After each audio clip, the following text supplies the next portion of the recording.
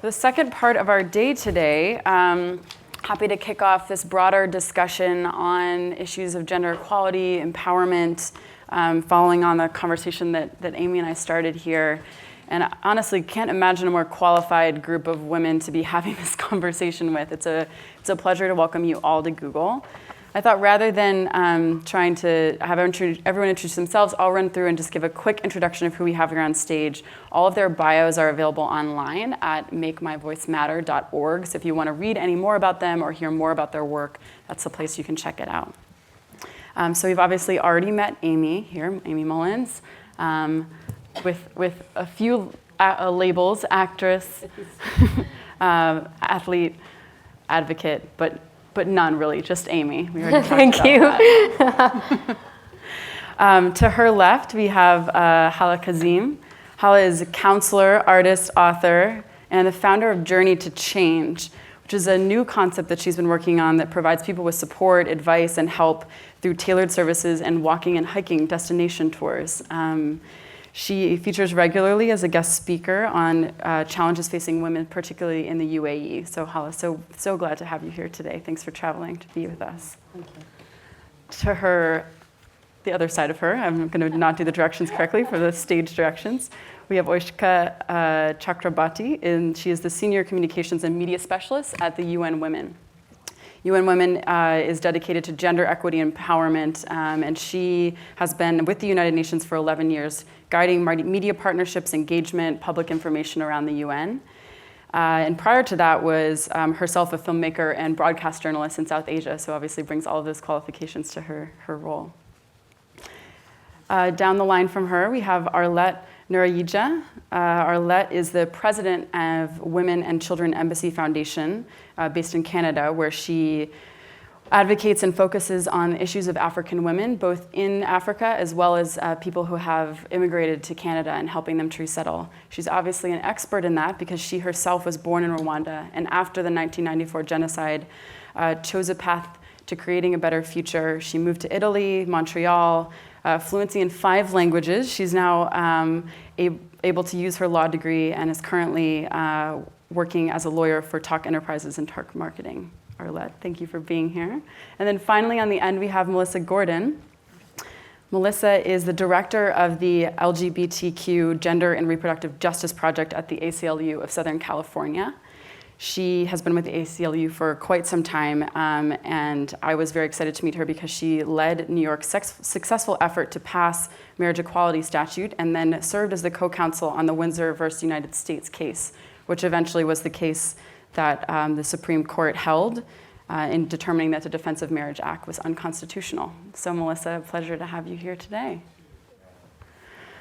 Well, let's get this conversation started with a relatively broad question for someone who I think thinks a lot about issues globally. Oisika, could you just talk a little bit about kind of what do we mean by gender equality? And when we think about where we are today in the world, what progress still needs to be made, and why are we talking about this issue still today? Sure. That's a great question. And firstly, thank you for hosting this panel. This is a great conversation to have, and of course, a topic very, very close to my heart and all our hearts, I guess. So what do we mean by gender equality? We mean a world where men and women are equal, whether it's politics, whether it's sports, whether it's economy, whether it's access to healthcare, in all aspects of life. And for some people, let's say for my 4-year-old daughter, she thinks gender equality is a given. It is something that she completely believes that she's in no way different from my 6-year-old son, because she's not treated differently, and she doesn't believe she's has anything up the road where she will be treated differently. She's having a ball, imagining everything is equal. And as a parent, I hate to think of that day when it will suddenly click in her head that it's not so, that gender inequality is entrenched in our society no matter where you look.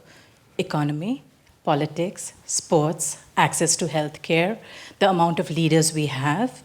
And it's not to say that we haven't had progress. There has been a lot of progress over the years. Today, there are many more women, girls in primary education than ever before in the world. There are many more women in politics today than ever before in the world. and there are many more women in the economy. They're working and they're in paid employment.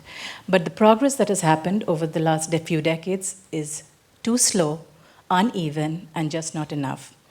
I say that because today, 1 in 3 women are going to be subject to violence in their lifetimes.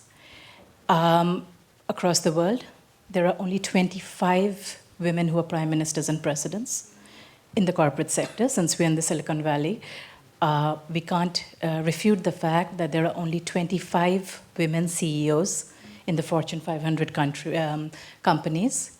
There is a 24% wage difference between men and women.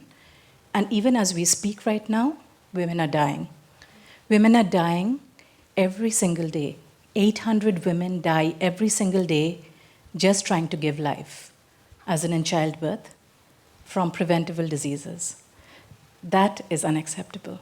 And that is why we say gender inequality is still entrenched, and every single day we have to work towards changing that. Melissa, I think it would be interesting to hear, I think sometimes here in the US we think, oh, we've made so much progress, and these are perhaps issues that are more prevalent in other parts of the world. Could you talk a little bit about the US perspective, and at the ACLU, some of the things that you all really are focused on right now? Sure. It's such a big question, too, because there's so many things. And one of the things I have the privilege of working on for the ACLU is our gender equity work. And I guess, much like Oisika, there has been tremendous progress, but there are areas where there are still just structural differences and problems. So I'll give you my top 6. The first I would say, and it has a few components, is really the continuing structural barriers, stereotypes, and unconscious bias that really still hold women back in the workplace and translates into less economic power. This is a global problem, but also a problem in the United States. And there's a lot of pieces to it. We're far from the time, largely far from the time where women are officially treated differently or shut out of jobs altogether in the United States. Though I will note the ACLU actually does have such a case. We're actually still challenging the exclusion of women from combat positions in the U.S. military. So it does still happen. But largely now what you really see is unequal employment opportunity, and in particular, a real difference between who enters the workforce and who elevates to management and to leadership. And it's really about stereotypes, assumption about women's abilities and interests, what an ideal worker or success really looks like in our mind. When we close our eyes, we think of a man for a lot of these things, and it's been proven that traits that really make men powerful and strong and respected in the workplace are the very same traits that make women less likable and subject actually to poor self evaluations in the workplace. So there's that. There's continuing systemic pay inequity, as Oisika noted, in the United States. A big thing for us that we're working on is, and I'm only still on the employment part, but is the fact that in the United States we literally have no supports for working parents. And that is not just a female issue, that is a male and female issue. But the cultural reality in our country is that the burden of that falls disproportionately to women. And we have no paid family leave. In fact, only 12% of workers in the entire country have access to paid family leave. I was just looking up the statistics again today and was horrified when I read again that 33% of new mothers take 0 time whatsoever after their child is born. And that's terrible as a cultural reality. 43 million workers in the United States don't even get paid sick days to take care of themselves or their child when they're ill. And we have no system of affordable daycare. So that's just a few of the things in the employment sector. Just a couple more things that we work on. I agree that the gender gap in politics is a tremendous problem, and it exists in the United States and not just other countries that we often think we're better than. Not true. There's a tremendous amount of gender-based violence and harassment. I just heard, last week that the domestic violence calls are the single largest category of calls that the police in the United States get. every year. Women are losing their ability to make personal decisions about whether and when to have a child at alarming rates in the United States. Politicians remain completely obsessed with interfering with that highly personal decision about whether to have a child or have an abortion, and that is something we're seeing all the time. We're seeing girls are still often getting education that's full of gender stereotypes. And finally, I would be remiss if I didn't also point out problems with our criminal justice system and the gender impact that has. In the United States, our criminal justice system over-incarcerates women for low-level, non-violent, often petty, poverty-related offenses, and at much higher rates, actually, than men.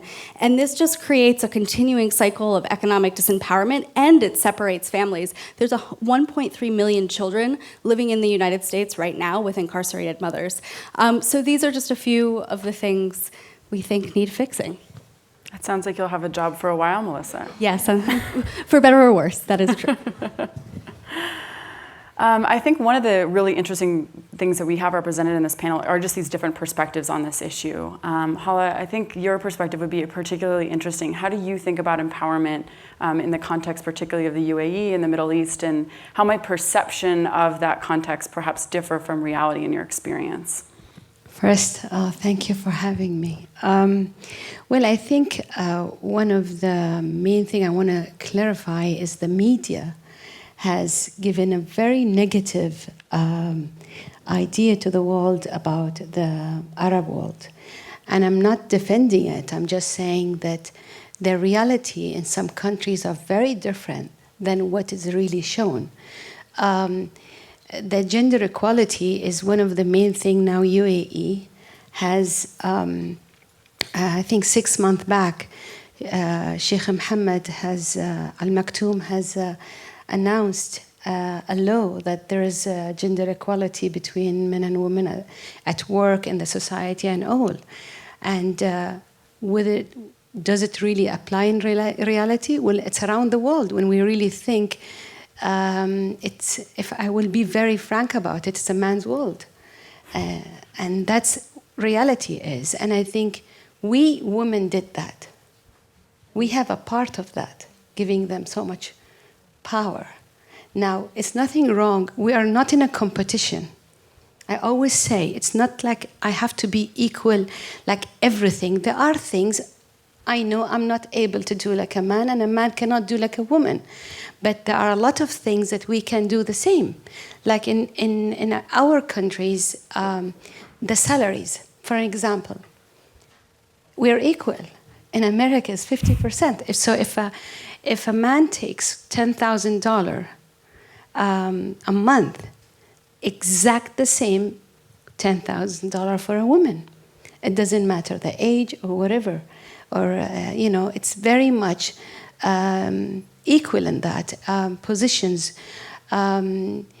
Mostly I would talk about, yes, Arab world, but you have to understand that Arab world are not as everybody sees it, it's one country. It's so many different than, the Egypt is thousands of years of history. Well, when we come to UAE, we have done the United Arab Emirates in 42 years only. And whatever we're doing, I think it's a miracle. Lately, Sheikh Mohammed, and they have made a law that a divorced woman, a single woman, gets a free land like a man. And we do get, all of us. I mean, I'm an example of having a free land and an interest-free loan for 25 years. Now, this goes to all the nationals of our country. So different countries have different laws. And I'm not saying we are living in a la-la land. We do have. There's no perfect country. But we're trying. And I think I would give that at least to our country, that we are trying our best, or we're doing our best to at least take care of some shortcomings of what reality is. So I think, women's empowerment is getting stronger and stronger. I think people like all of us, there are thousands of us that can do some changes. And if I can, I'm an example of a woman from UAE, from Dubai. And I'm sitting here.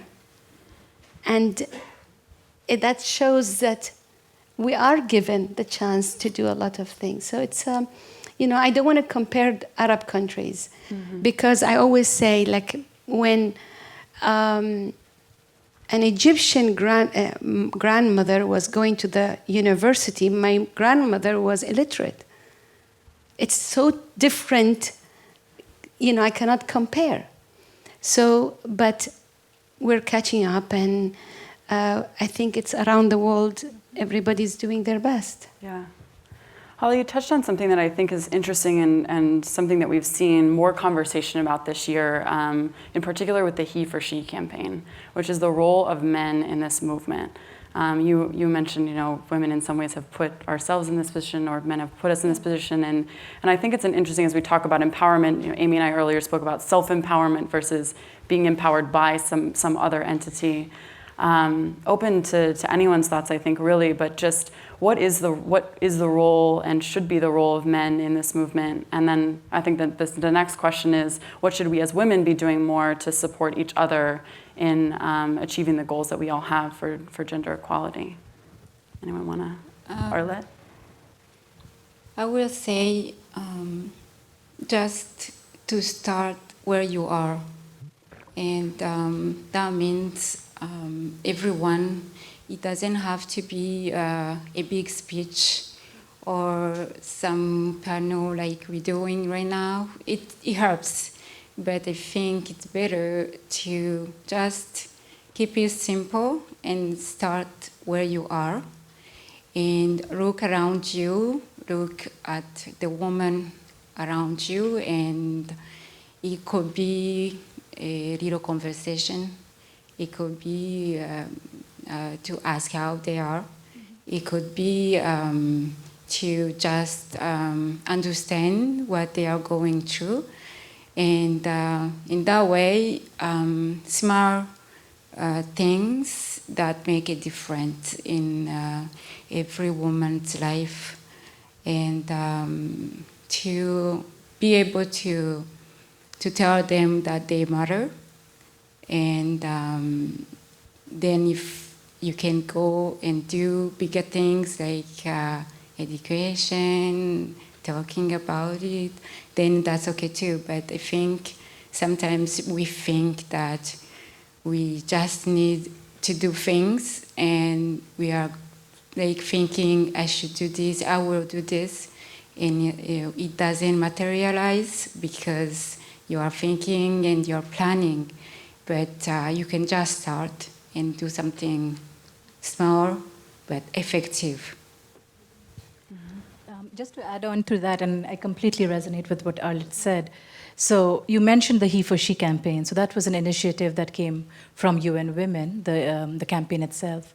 Last year, one of our Goodwill ambassadors, Emma Watson, the supremely talented actress, she launched this He for She campaign, which is exactly what Arlette was saying. It's a call to men and boys to engage, not through an organized movement, but in their everyday. I mean, as a father, as a brother, as a son, as a supervisor at work, an artist who is doing an exhibition. So just engage in your everyday life. I mean, to bring up your children on a foundation of equality. That's what every father can do. To stand up for discrimination against your colleagues when you see that in your office. So it was a way to make every man and boy across the world sort of stand up and take a pledge and say, okay, so I'm going to do this. I am going to make sure that the women and the girls around me are not subjected to discrimination. I think, it's, if we talk about how do we do it, it's from inside. You have to believe that you can. A woman should believe in herself. And I think one of the very main thing to help this is when you raise your children. I have 5 sons, and they have no issue with women to be even better than them or equal to them. So I think it all starts with us, not really from outside.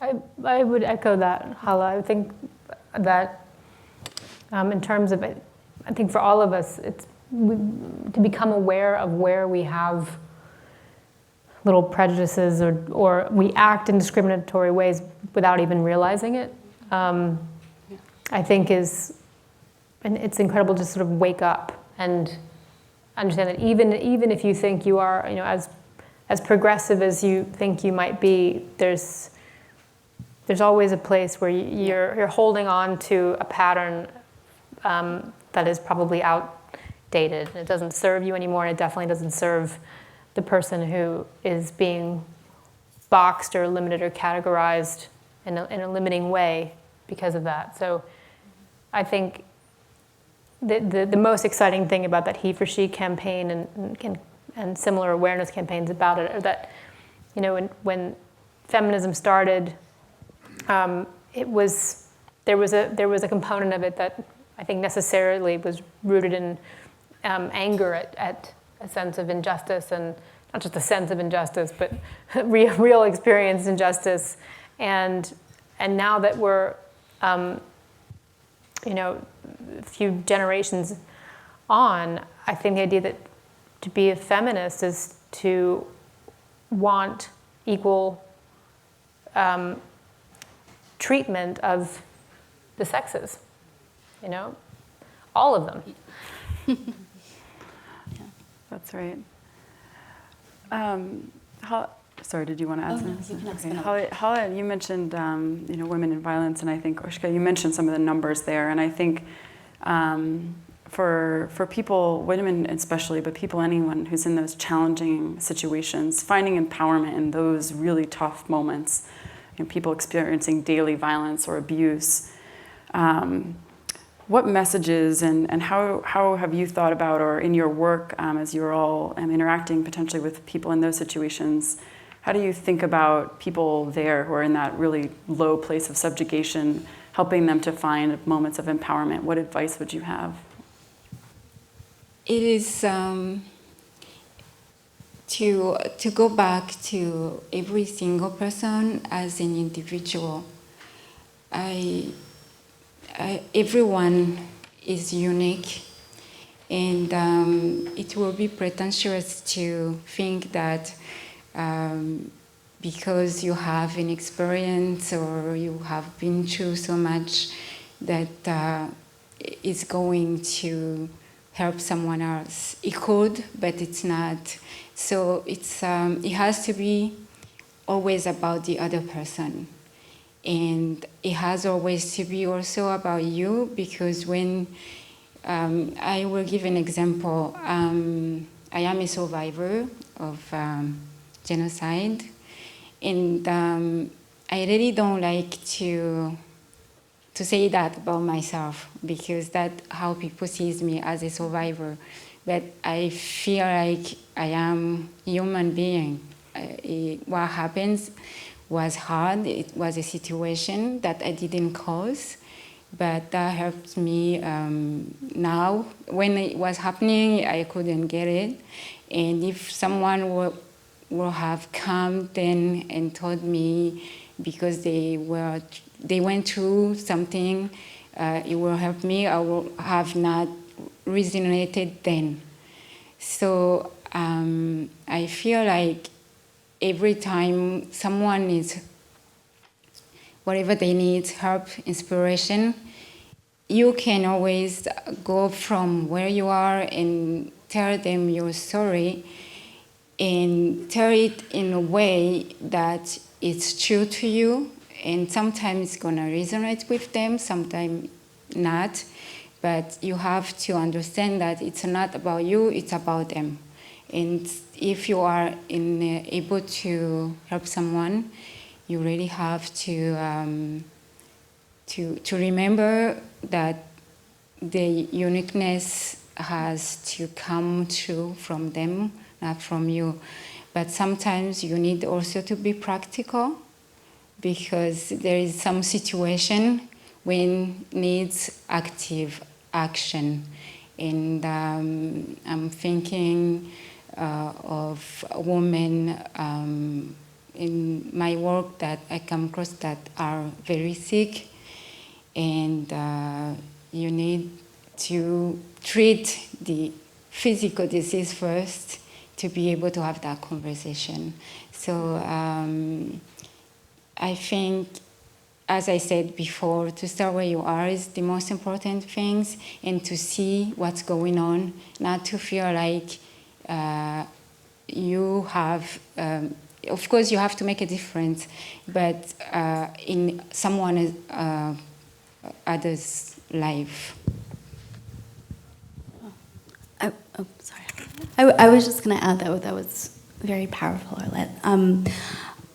I think the thing that I like to try to remind people in that situation is that no matter how powerless they feel in a particular situation or in that particular moment, to know that they still have power and they still have ownership over themselves, and that they are, very simply, they are not alone. Often it can help to talk to others, but unfortunately we live in a world where over 1 million women are sexually assaulted every year, and myself also as a survivor of some form of sexual violence, I think that it's important to say that, to own that, and to tell people that it's very hard, but there is another side.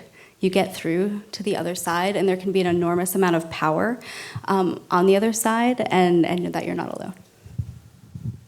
I think, to me, what I really would always say to any woman, to learn to love herself. And I think that's where we don't know. I think we abuse ourselves, and we don't take care of ourselves because we're programmed that we should always do something for someone. And I think if you really learn to love yourself, like loving yourself, it doesn't mean you're selfish. It means you can give people more because you take care of yourself. When I meet people with problems, they get puzzled. What do you mean I love yourself? Of course I love myself. And I'm like, okay, let's talk. Then in the end she says, I know now I don't. And I say, loving is not a handbag. It's not a trip. It's how you take care of well-being. And that's all my company or my program, I would say, is all about. Taking care of yourself in this journey of life. Mm. And when you know how to take care of your well-being, emotionally, physically, spiritually, intellectually, everything. And I'm not saying going to be perfect. None of us are perfect. There are no perfection. We will not be human. But at least you have the stability of living a good life. Then you really can put this person with anyone, anywhere, and they can do good because they're good to themselves. I think this programming, we've all touched on this, it starts very, very young.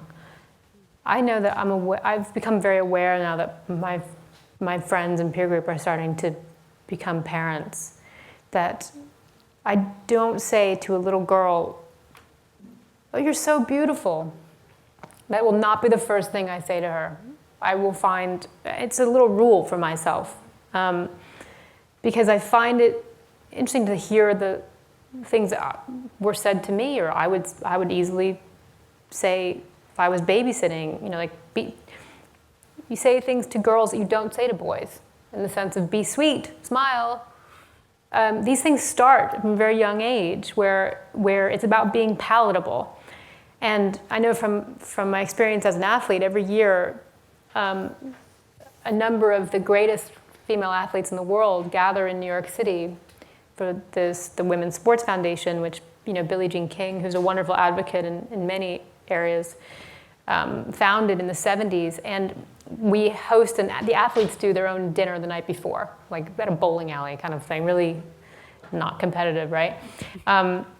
But we get together and we go around the room first, and it's sort of the opportunity for the rookies, the people who've never been to that dinner, to introduce themselves. And it's extraordinary how we're talking about Olympic and world record setting athletes, or professional athletes, and how we've been taught how to dumb it down, to not be threatening.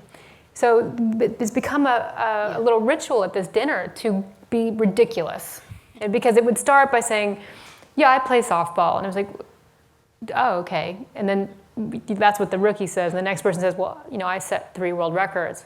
And the rookie goes, well, actually, I do have the record for the most. It's become like, in this safe environment, can you be wildly celebratory of yourself and not have it equate to a derogatory feeling of shame, or you're not being humble, or exactly that you can, and it is sometimes these little steps of that. It just happened for me in the bathroom here at Google.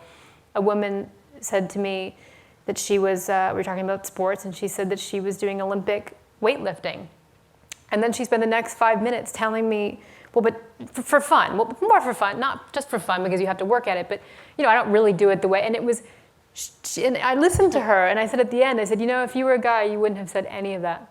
You'd have just said, yeah, I do Olympic weightlifting. And I'd be very proud. And that's it, own it, not have to couch it so that you could, make it more palatable for me. I think it's amazing. It's something that I become aware of because I do it too. We all do it. And I just think that becoming aware of and having a little, having little reminders and, to ourselves and to our friends, I think is just how we do start to make that change. Mm-hmm. I think we're brought up in the Cinderella syndrome, that we have to always wait for someone, or we won't be complete. Are programmed in a way that you don't ask for much because you're not supposed to. You should, in different culture, a woman should not raise her voice or laugh loud, or because it's not proper.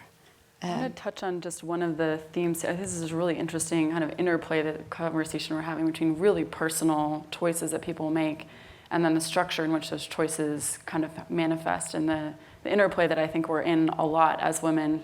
You feel empowered one day, and then maybe you bump up against a decision being made about a pay scale or a decision about leadership that doesn't go your way, and all of a sudden that's a step back, that's a setback. It does seem like, and a couple of you touched on the leadership imbalance, that there's some things that could be done by getting more women into those leadership decision-making positions such that those norms and cultures can start to shift from a much higher level. How do you think about the right ways of going about that? I know, Melissa, you're working hard on this in the film industry right now with directors and producers. I know Aimee is also working in a different vein in that way. So obviously that's one particular industry, but we see this across government, across corporate America, all the stats that Oisika started us with. How does that play into this conversation? Sure. Well, I'll start and try to be very brief about it, because your question also, I think, relates to the last question and what we were all saying about sort of what we're taught so early. So I have been recently relatively obsessed about gender bias in Hollywood, and particularly looking at women directors. And a lot of people sort of ask me, like, why is this something the ACLU is paying attention to? Why is this a civil liberties problem? And I think this conversation is actually the explanation of why. One, it's a huge leadership position in Hollywood, but most importantly, it has, the TV and film are two of our most important, cultural products. And the fact that literally women are essentially excluded from directing big budget, studio feature films, and are seriously underrepresented in directing television, it's not just a civil rights problem, because, note to Hollywood, you do have to comply with civil rights laws. You're not exempt, even though the culture is otherwise. What we see on those screens has a tremendous cultural impact, and that's one of the reasons we're devoting so much time and energy to this, because our biggest cultural product is overwhelmingly being made by men. the stories are male stories told from a male eye. Women are depicted through a male eye. And I'm not saying, there's plenty of feminist, film and TV makers out there.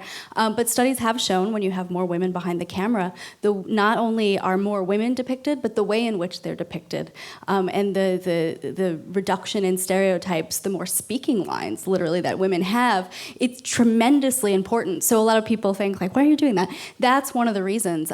So we look at industries where women really are effectively shut out, from leadership. And I guess the last thing I'd say about that, only because I'd be remiss because I'm sitting in Google, most of our very powerful industries here in the United States do have tremendous gender bias problems, and tech is, as I'm sure many of you know, one of them. And when you were saying leadership positions, unfortunately, the stat I read recently is only 9% of senior management positions in Silicon Valley are held by women. And we have to start examining the disconnect between the equality that we have at the educational stage. Women are generally in college and even in graduate school, graduating at equal rates, but somehow when you look at those leadership positions, the numbers drop dramatically, and we need to start working on that. Oisika, Yeah, absolutely. And UN Women also works on this area of media because there is this huge challenge, as Melissa was saying, and we work in the newsrooms trying to expand the dialogue on media. But speaking about leadership as a whole, I think the challenge is here in the US, but it's also a challenge across the world, where what's considered the cohort of how many people you need in parliament to move towards a different law is 30%. And most countries haven't got anywhere close. United States is 75th on that scale, and it has about 20%, whereas Rwanda has 67%. So Rwanda is one of those countries which came after the reconstruction, where women became leaders because the men were not there, and in government, in politics, and everything. But I also want to come back a little bit to the last question about choice and self-identification and empowerment. But what do you do when there are no services to turn to? Across the world, I might be, as domestic violence survivor, I might think this is dangerous, and it's dangerous for me and my children to stay in this house. But where do I go? It's not as if a lot, and I think that also comes from what Aimee was saying earlier, how you're brought up. For a person like me, I would know that I have a job, or I would know that I have a father's household where they would say, just come back. He's abusive, come back. It's fine. But most people don't have that luxury of choice. So what do? They look for an NGO or a shelter to go to, and there are none. So when there are more women leaders, they also look for these kind of services. They try to move policy towards having more shelters, of having a place where domestic violence survivors can go. So in India, where I'm from, there is a whole democracy movement happening at the grassroots level. And the national parliament, no, there are not many women in politics, and we are a very long way to go to get to the 30% I was talking about. And the 30% is a benchmark that was talked about 20 years back at the Beijing conference. So, that's what I was saying. The progress is too slow. But at the grassroots level, at the sarpanch level, what we call the village council, there is about 1 billion. It's like there is a huge movement where women are becoming leaders. And what are they looking for? They're looking for the water should be close to the household so that women don't have to walk for hours trying to get water. They're looking for a primary school in their village so that little girls and little boys can go to school in a sustained basis, not just go one day and then drop out the next day. So when women become leaders, they're also looking for societal change and not just cosmetic changes many of the time. So we do need more women in leadership here in the STEM industry, in politics, in government, everywhere. So I think we are close to the time that we should be wrapping this up, but we could obviously keep this conversation going for many hours. I think just it would be great to get some final thoughts from some of you on what change you think is actually possible in our lifetime on this issue. I think you've talked a little bit about progress that's been made, and sitting here in Silicon Valley, we're always at the nexus of the future, and thinking about what with all of the energy that we have and all of the leadership roles that people have taken, what change do we really think could be possible in this lifetime? I feel like everyone turned this way. Oh my goodness, so much pressure. I feel like I'm talking too much. I'll just say, I always sound like a cynic on these panels, but I'm actually truly an idealist. I wouldn't be able to kind of wake up and do what I do every day if I wasn't. I really think, and this is not necessarily just through suing people, it's not the only thing the ACLU does, but I feel confident that, and I'll only speak from a US perspective at the moment, because I don't feel qualified to speak otherwise. I feel like we can get, I don't remember the time period you said, but I think some of the changes we need to make in the workplace are attainable. I don't think, we're not in a cultural way, going to erase, eons of the way we view gender roles. We're not going to eliminate unconscious bias, tomorrow. But I think we can make practical changes in the workplace that neutralize people's unconscious bias in the way that we conduct hiring, in the way that we evaluate candidates for jobs, in the way that we structure our workplaces to be not only more supportive of working families, but moving towards a culture, as Google does espouse, of kind of treating workers as whole people. That is something that is like a radical, important gender equality idea as well, and very important. And I think if we seriously devoted time to doing that, and thought about things like family needs and pay equity and the needs that workers have outside of work, I think we could come a long way. To me, I think removing limitations one by one, because there are so many, and it's a matter of just taking one at a time. And when you asked me the question before, I was, after everyone spoke, thinking about the labeling of people and how you see someone and you just want to define that person. And I think I was thinking when also Aimee was speaking about when you see a girl and you want to say something, and most of the time is about beauty or physics, attributes, and then I remember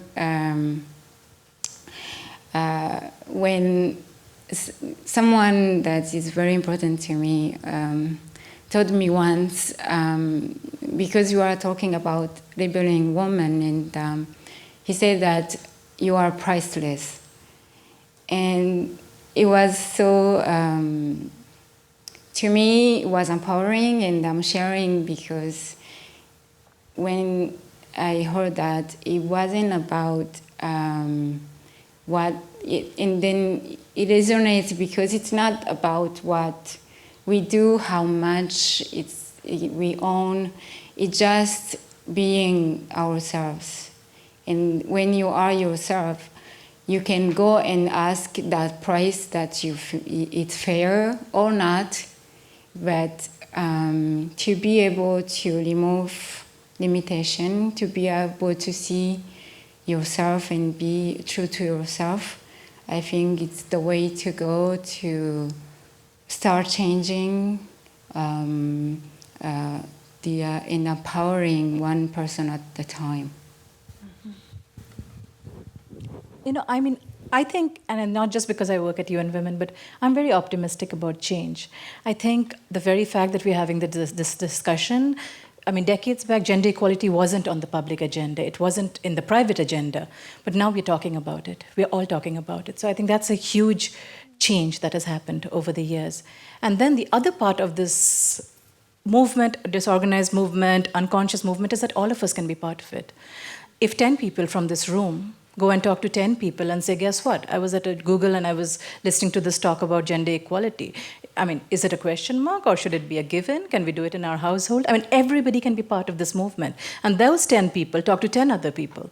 So, it's like little drops, but that can create a whole change. Just changing that conversation can have a huge impact, whether in your household or in the community or society.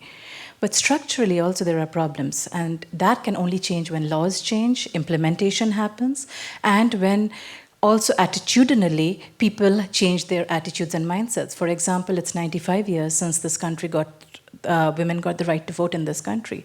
Isn't it time for a woman president? It's a matter of changing attitudes that has to happen for society to change. But I think there's a lot of cause for optimism. Well, for me, I always believe you should be an example of a change. And people can listen to so many things, and if they don't see it, it's just talk. And I talk about it personally from what I have done. I have changed so much through so many years, from a little girl in Dubai to a depressed, very depressed woman to a very different journey of self-discovering and bringing Hala back, and then looking at things and changing what's inside of me. Now, I think if every woman talks from her heart and acts from her heart, we are not fighting with men. We are not in a race with men. We are working with men. I can't live without a man. A man cannot live without a woman. They are my sons. I have my father. I have brothers. So I wish we stop, like, who takes more? I have to take your place. You have to take. I think there are plenty of places for all of us.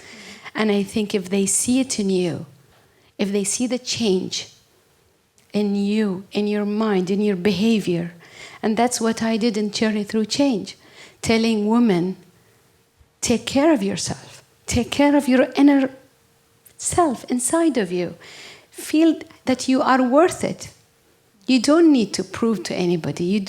I always say it's so good to have a man in my life, but that's a bonus. There are so many things in life to do. And yes, some people say it's easy for me to say because I have a husband and I have my sons and all. But I worked for them. I worked to get that. But if it didn't, I wish women are raised that to be fulfilled and a man to add to it. And I think I will repeat and repeat. It all starts with action. If every woman teaches herself first, her children, her community, by example, by spreading the word, by awareness, I truly believe, because I did it in my community. I did it. I get hundreds and thousands of messages from women saying, because we see how you did it, we are doing it. Because you're an example of an action woman. That's why when they gave me the question, I said, I don't want to prepare. I just want to talk from my heart. Because I really want to show what's inside of me. And I think we are really, like, I'm talking about Arab women. I have never seen, I've done more than 20 trips, and I've done in this program for 4 years. The most strongest woman I have ever seen. And I'm not just saying that. And I know people think, oh, we are indulged and we have a very comfortable life. Yes, we do. I mean, we do. What can I do? I say I don't want. You can't say that. So if I've been given a good life, I'm grateful. But what I have seen in my trips from women that is living a very comfortable life, to stay in 3 stars or bed and breakfast and carrying their own suitcases and walking 20 kilometers a day in Camino de Santiago. That's where it all started for me in Spain.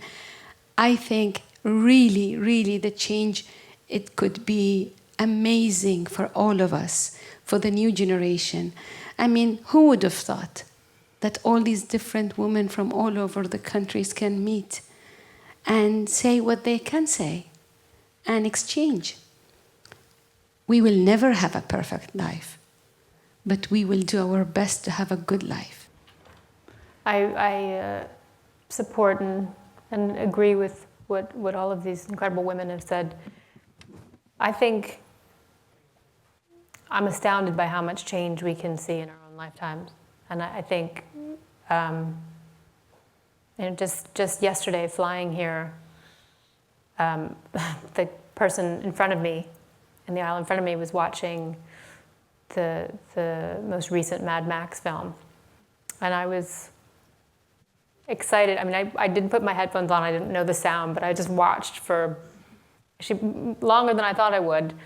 Charlize Theron being the lead of the film with a prosthetic hand, and absolutely carrying an action movie, and absolutely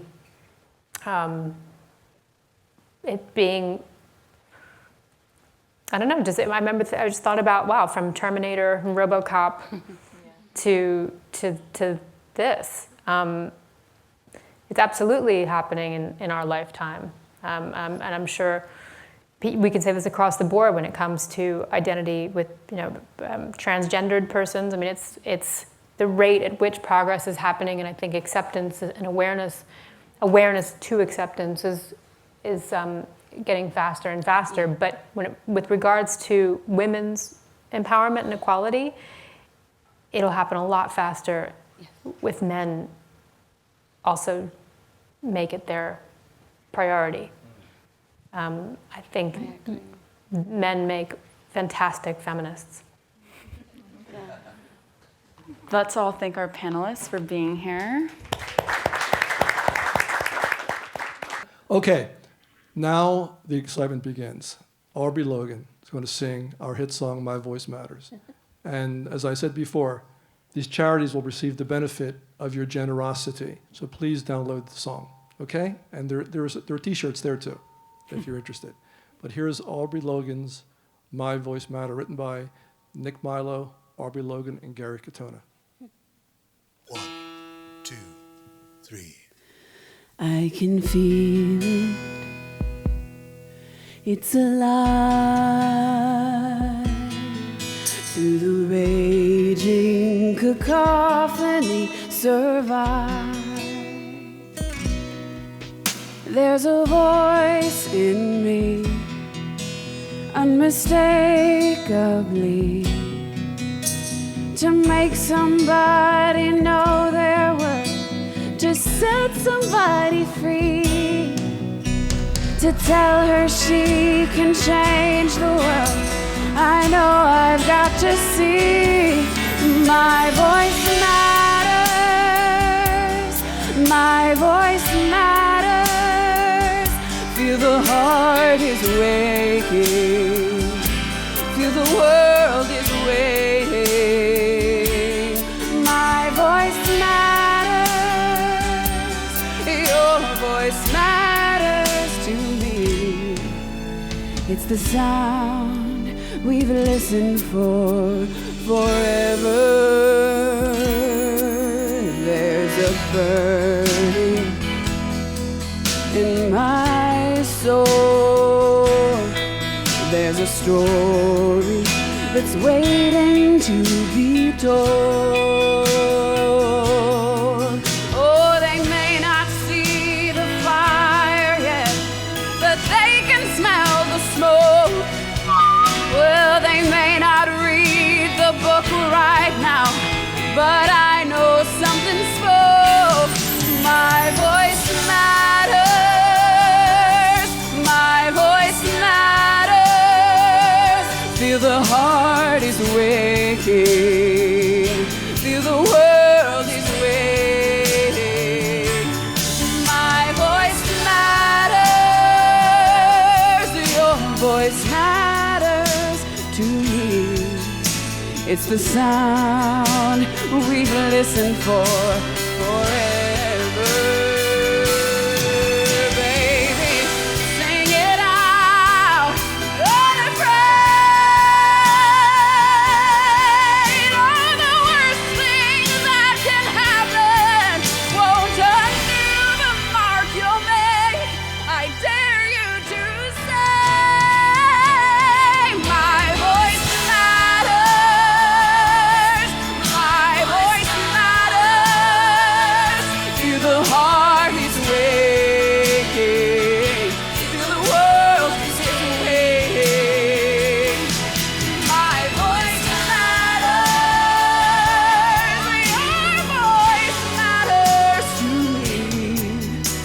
It's the sound we've listened for forever. Hear the sound, we've wanted this forever.